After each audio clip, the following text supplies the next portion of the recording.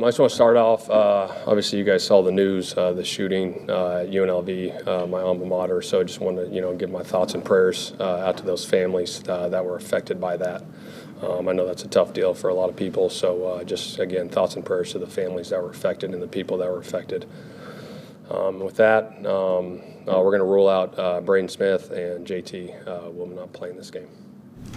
So, Brent, will be questionable, Yeah, we'll see, yep. With Braden's injuries this year, Blake Freeland's had to do maybe more sooner. How have you seen him kind of learn on the job? He's done a really nice job. He works like a pro, and Tony does a really good job with him and getting, all those guys. There's been some moving parts this year up front, and the job that Tony's done with those guys, getting them ready to play, has been great. But the progress that Braden's made has been really good as well, and he's doing a nice job for us.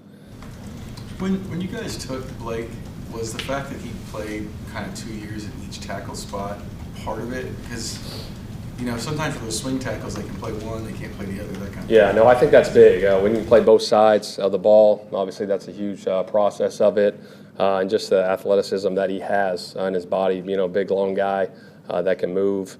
So it's good to have him here. With what could be on the line on Sunday, how do you feel about the preparation this week and maybe the tone around the building as you go into Sunday's game? Yeah, I think we treat every week the same, to be honest with you. Trust the process of what we're going through. We know, every game, in December is getting bigger, but just have tunnel vision on the Cincinnati Bengals. That's our focus, and go through our process. What does Buckner kind of meant for your locker room this year? Particularly as a first-year coach, just kind of, how much do you lean on a guy like that? Yeah, no, it's huge. To have a leader like that, a veteran leader, obviously a great character guy. I've mentioned that a whole bunch about him. But his veteran leadership, when you have those, good blend of veteran leaders with young talent, I think if you look around the league, that's a pretty good formula. And, he brings that veteran leadership, holding guys accountable. And a lot of it is with his actions, too, the way he goes about his business in this building, on the practice field, and then obviously game day it shows up.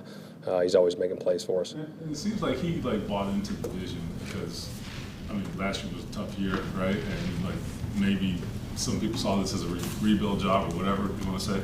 And I don't think he did. He never saw it that way. He thought you guys could win. Did you have conversations about that with him? Do you think that helps to have that message coming from him? Yeah, I think in this league, no matter what happens this year that we're in, the previous years before, the years after this, right? Every year is a new year, and you go out with the mindset that you're going to have a good year and you're going to win. Try to win every game that you step on the field, and that was the focus, obviously, in the locker room with everybody, and just maintaining that focus that we're going to go win every game we play. Rover start Sunday? There's a good chance, yeah. We could Will there be any kind of like snap count for him? Or? Yeah, he'll play as much as he needs to play. Yeah. What kind of week did he have, Curtis? It was good. It was good to get him back out on the field, running around out there with the guys. Just his presence being back on the field is huge for us. Obviously, he's a huge player for us, so to get him back in the fold is awesome. So when they're, I was just going to ask, when they're on that suspension, they can come back after, I think he came back after 3 weeks, right? Yeah, 3 weeks so you can be in there. Yeah, you can be in, whatever. You just can't practice with the team and all that, but you can be around, yeah. Meetings and all that. Yeah. What was Juju showing you before he had the quad injury? It seemed like he was having a few flashes. Yeah, no, he's a really good cover corner. He's sticky in coverage. He's long. He's physical when he presses receivers. And he just brings that natural ability. I think some guys have that knack of getting to the football and being around the football, and I think he has that. Obviously, he showed that, and getting him back going here, it's been good. We saw Tony make the play on special teams on Sunday. What does he bring to the team on special teams, but also maybe more to the whole team with kind of his personality and his energy? Yeah, no, he's got great energy every day. He's the same guy. He's got a great mindset. The guy loves football, loves being around it. And then obviously, his role on special teams, him and Grant Stewart over there, and Nick, obviously, Cross, those three guys. I'm not trying to leave anybody out, but just brings a great deal of energy and effort.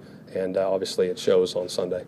Shane, we saw the Al-Qadim Muhammad news. Is there any correlation of that and Grover, given their Yeah, no, I mean, just with those things, I mean, it's a tough deal. Obviously, we try to educate our players, about that stuff, and, just got to be smart with, what you put in your body. I mean, you can buy stuff, as we know, over the counter, but you got to check the labels, and, sometimes that stuff happens, but you got to be smart.